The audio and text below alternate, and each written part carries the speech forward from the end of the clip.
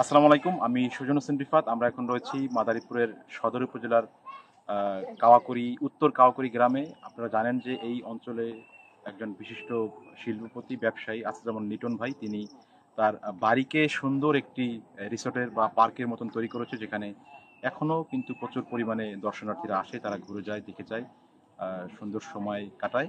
তো আজকে আমরাও এখানে এসেছিলাম। খুব ভালো লেগেছে। আপনারা এখানে আসবেন।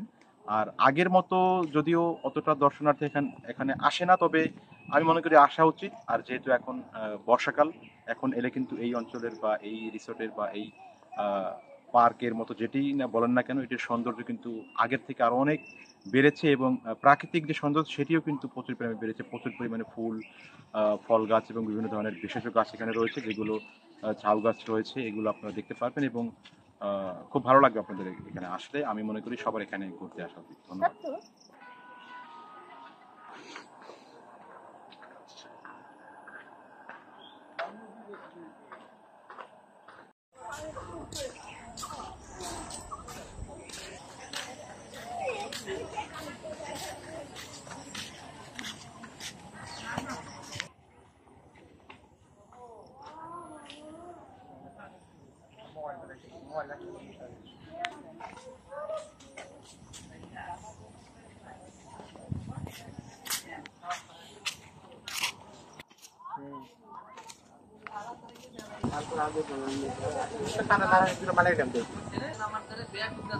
বাড়ি মানে যে সময় যে মানে আইছি মানে তুই যাইছিস।